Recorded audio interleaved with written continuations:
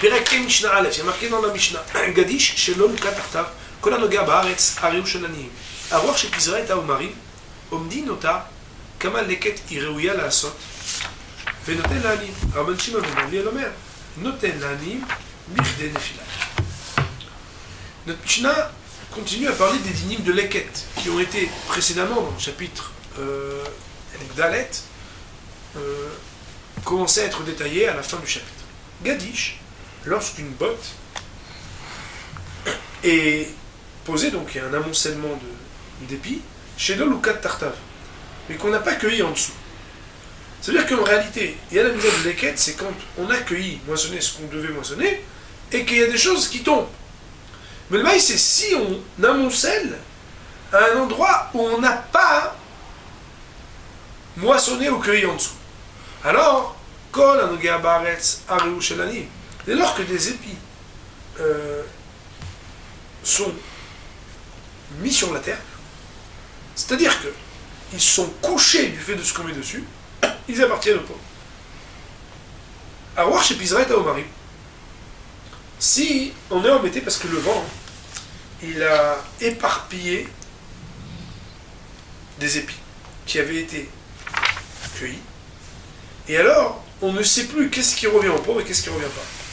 Pourquoi ? Parce que tu veux être le religieux, tu mets de côté ce que tu as pris, et puis il y en a qui t'est tombé, tu voulais le laisser. Mais le vent, il a pris même ce que tu avais ramassé, et il les a emportés, donc maintenant tout est mélangé, comment tu fais ? Tu vas pas tout donner quand même.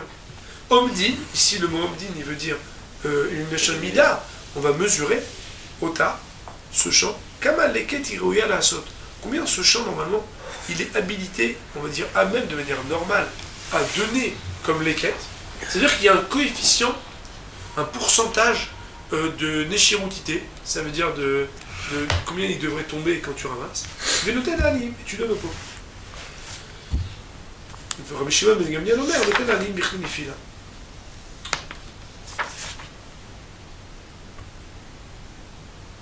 Rabbi Shimon ben Gamliel, il dit, tu donnes selon ce qui est l'habitude de tomber. Donc en réalité, c'est pas comme ça qu'on doit expliquer le Tanakama, excusez-moi. Donc ça veut dire quoi ? Ça veut dire que Tanakama, il regarde par rapport à un pourcentage global de ce que la production du champ en particulier aurait dû donner. Et de cela, tu déduis quelque chose que tu dois leur donner. Ça veut dire quelque chose qui est valable selon la production, alors que l'autre regarde par rapport à ce qui devrait tomber. On va essayer de détailler et de rentrer un petit peu dans Martenora pour expliquer la marloquette entre Tanakama et Rabbi Shimon ben Gamliel sur cette deuxième partie qui pose un peu de problème. Voyons d'abord Martenora. Gadish Shelo Lukat Tartav.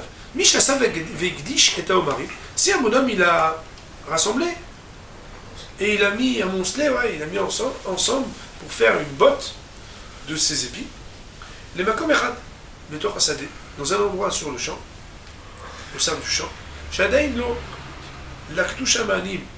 Et c'est un endroit où les pauvres n'ont pas encore pu venir et cueillir. Et à Leket, le Leket. C'est-à-dire que Martenora, il ne traduirait pas comme nous on a voulu traduire. Il dit non, en réalité, tout a été moissonné. Sinon, tu n'as pas laissé les animes passer pour prendre ce qu'ils doivent prendre. Kol Hanoga Baaretz La'anim. Alors là, il y a quelque chose qui est un peu plus que la normale. Parce qu'en vraie vérité, il y en a certainement dans la botte d'épis qui maintenant sont au contact du sol, mais qui avant que tu poses la botte n'étaient pas au contact du sol. Il dit le Martenora, des Kansou Rabbanon Chachamim ont mis une amende à cette personne-là. Les filles chez Gdish al Gabé Leket, parce qu'il a choisi de mettre sa botte sur le Leket. Choisir un autre endroit, les animes ne sont pas passés. C'est horrible. Et l'amende elle est forte, c'est que même s'il a mis des épis de blé sur un endroit qui devait être cueilli par les pauvres, et il s'agissait d'un terrain de séorite, d'orge, avec Kolonogar Minachitim Aresanim, même le blé qui est en contact avec le sol sur lequel il y a des séorim, alors quand même, il sera pour les pauvres. Alors, chez Pizra et Haomarim, le vent qui aurait dispersé les épis, Al-Gabé Leket, sur le Leket, Keden Nefila. Ça veut dire quoi Keden Nefila? C'était l'opinion de Rashbag, Kedé shiur sharagi lipol beshat tsira. On donnera, d'après Rashbag, lui, ce qui est habituellement ce qui tombe au moment de la moisson. Ça veut dire quoi? Chez Narba cabine les cours zéra, qui est 4 caves pour un cours de zéra. Alors, j'ai regardé en fait que ça veut dire 4,5%. Ouais. Parce que un cours c'est 180. Et j'ai vu tout à l'heure qu'on ramène. Ouais, je crois que c'est dans le cas il ramène. Si je ne me trompe pas, qu'il ramène que c'est 4,5%. La cour au Shloshim, c'est le cours il vaut 35. Mishum d'Amar Tanakama Omnim Kama Leket Ruya la Sot. Et du fait que le Tanakama, quant à lui, a dit qu'on évalue combien